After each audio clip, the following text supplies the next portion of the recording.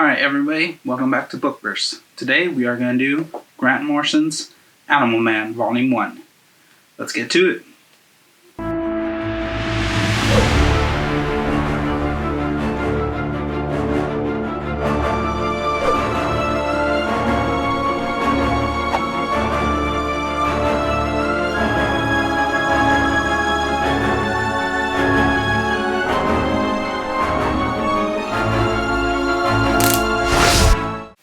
Alright, so like I said, today is Animal Man Volume 1 by Grant Morrison. Grant Morrison got a run on it. It was about 22 issues or so.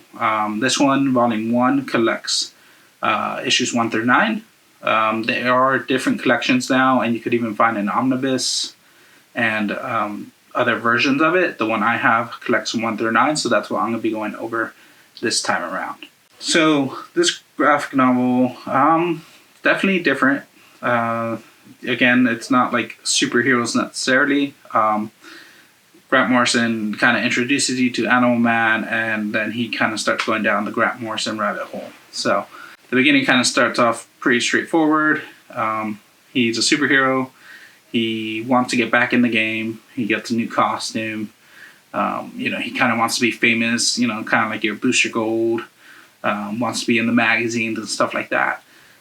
But his wife keeps him pretty grounded and keeps him, remembering that he's a family man. He's also, like a C-list or D-list superhero.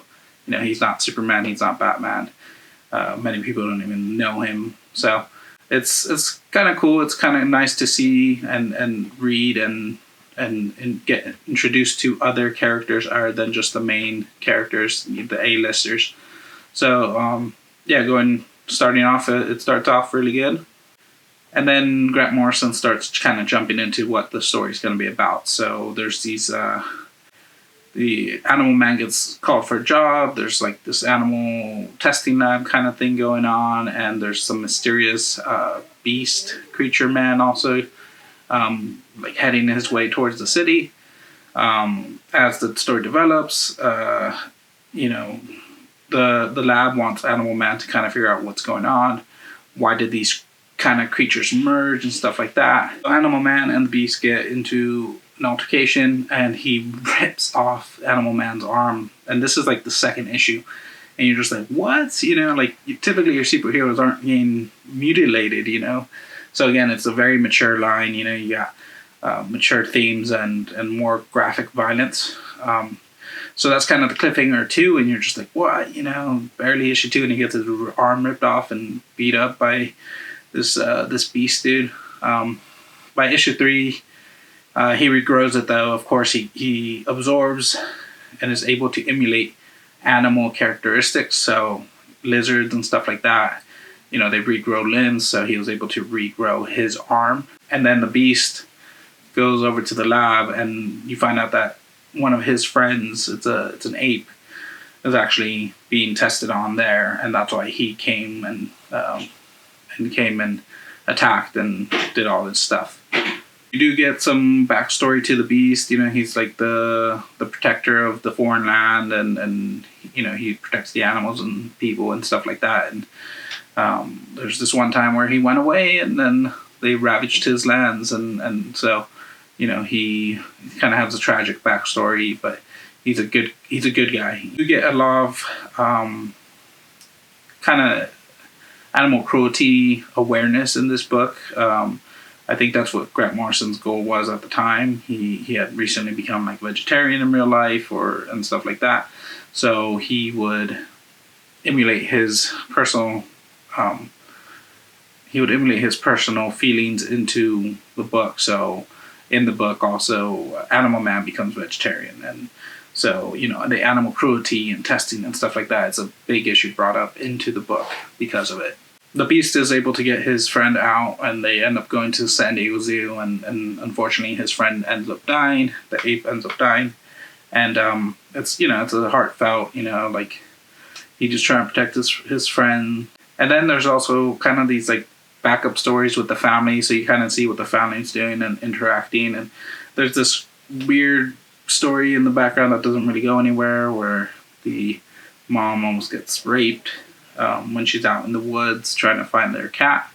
And so it's a really odd story to throw in there, especially since there's no payoff to it. It just kind of goes on in the issue, but it doesn't affect the main story. So about halfway through, we have another fight between the Beast and Animal Man, and this time the Beast is succumbing to the same disease that his ape friend came to. The Beast ends up, falling ill, and Animal Man actually saves his life, and he uses this cool way to do it where he uses his powers to help the white blood cells in the Beast's body and stuff. So it was kind of creative. It was definitely not the way, he doesn't just end up beating him in a fight or something. Grant Morrison came up with some great way to kind of outsmart just the fist fight. And that's kind of something he does a lot in his books, which I always find really cool. And of course, again, like I said, this is touching upon animal cruelty and stuff like that. So of course the lab people, the doctor, ends up getting his comeuppance. The Beast brings his ape friend's body and kind of merges the doctor with him, and so then the other lab scientist people take him away, and he's trapped in this ape man beast body. So again, it gets into Morrison's personal feelings a bit, especially early on in the series. The second half of this graphic novel starts getting a little crazier. So after the initial story arc of the Beast, then Animal Man starts going into some more crazy adventures. In issue 5, he redoes the Wile E. Coyote. If you ever saw the Looney Tunes, he's always trying to catch the Roadrunner, and he would do all these funny, plans to attempt to catch the Roadrunner, and it always fell in a funny way. Kids would laugh and people would love it. Of course, again, Morrison kind of twists it a bit. It makes it a little more adult themed. But yeah, there's this coyote who just comes out of nowhere, and similar to the Wile E. Coyote, he's trying to do something, and he keeps getting these things keep happening. He just keeps getting murdered, but he won't die until he runs into the Animal Man, and then he leaves him a message, and you kind of see this off-screen tyrant who's kind of manipulating events. So you don't know who it is yet or why it's happening, but this off-screen character is manipulating the events and causing this coyote to go through all this, and I'm sure we'll see more of that as the series keeps going. Number 6 and 7 really, again, they're just wild. 6, there's this Tigerian invasion, and he has to stop this bomb from going off and stuff like that, but it's just a build-up and it never gets followed through. Everything happens in issue 6. It leads up to an invasion by the Tigerians, and then issue 7 just completely drops it. I wonder if there's a crossover event that it doesn't point to. Usually there's a little footnote that tells you to follow up the story, read this or that, but there's none of that on this issue, so it just really feels really random. Like I said, issue 7 completely just leaves that storyline and starts a new one where there's this old guy who controlled robots, and we get his backstory, and it's kind of sad, and he was always trying to be an A-list villain, but it never worked out, so he's always just some nobody, and then he gets old and he just wants to do one last hurrah, and I think it's more of a commentary on old getting old sucks, things that you never got to accomplish and stuff like that. So again, 6 and 7 are good issues, but they're just really random. They're just wacky adventures. So far, they haven't given anything to the overall story, but they have been entertaining. Number 8 brings in the Mirror Master, so his powers are starting to kind of get wonky. He's having trouble tapping into animals, and when he does, sometimes it's the wrong animal, or the powers don't last. And then all of a sudden, the Mirror Master just attacks him in his home, and again, he's almost a nobody superhero, but he's also a known superhero. He goes on TV. People know that he is Animal Man. And of course, one of the reasons people always keep secret identities is for this exact reason, so your family members don't get attacked at their home. So he does get attacked by the Mirror Master. It's cool, fun. He goes into the mirror world. They're fighting. It's cool. And then as the Mirror Master gets the upper hand, then we get his wife, and she kicks his ass and knocks him out of the house. It's actually pretty cool. She helps him win the day. And then the Mirror Master takes off. So again, just really random event. This one does seem like it's going somewhere though, because at the end you see who sent the Mirror Master, and it looks like it's the U.S. government. So again, as Grant Morrison's run goes on, I expect this one to be filled in. And then issue 9, we get a fun interaction with Martian Manhunter. So he's getting accepted into the Justice League. I believe it's the Justice League International at the time, back in the 80s, early 90s. And so he's getting accepted, but he admits that his powers are getting wonky, and they're kind of hesitant to let him in, but Martian Manhunter said he'll help him try to figure out.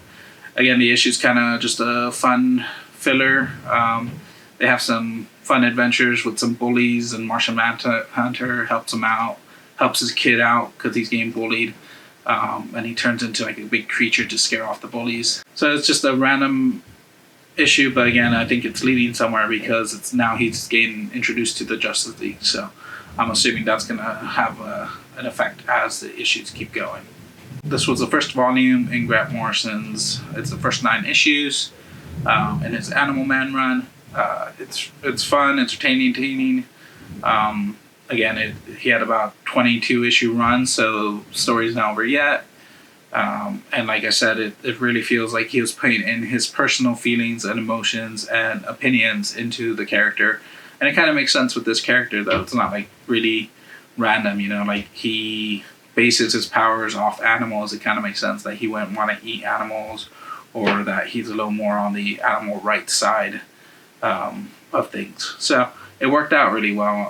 I know some people like to put their opinions in their work, and sometimes it feels out of character, and then sometimes it feels perfectly in character. And I think this is one of those times where the ideals of the writer and the ideals of the character would mash up, I think. So the art on this was really good. Again, it's very 80s. It's vertical. It's gritty. It's kind of the colors are a little more muted. It's just a style that it was back then. Overall, I think this is a good start to a series. Again, it's the first 9 issues. You get a good story arc in the beginning, then you get a few fillers, and I'm assuming we'll get more story on the next volume, which I will be reviewing in a few weeks. Up next is going to be a different title. I'm splitting this series up as other events happened in the DC universe at the time. So again, this was 9 issues, then some other stuff happened in between, and then I'll do probably it's issues 10 through 16 or something like that. So we will revisit Animal Man Volume 2, but there will be some stuff in between. So if you like that review, hit like, hit subscribe, keep coming back for more reviews. There will be an occasional random thing like I did with WonderCon. I plan to review The Batman just because, again, it's a superhero movie. It feels like it goes hand in hand with this content. And then maybe even do some reviews of other stuff eventually. But there will be more comic reviews, so keep coming back and enjoy.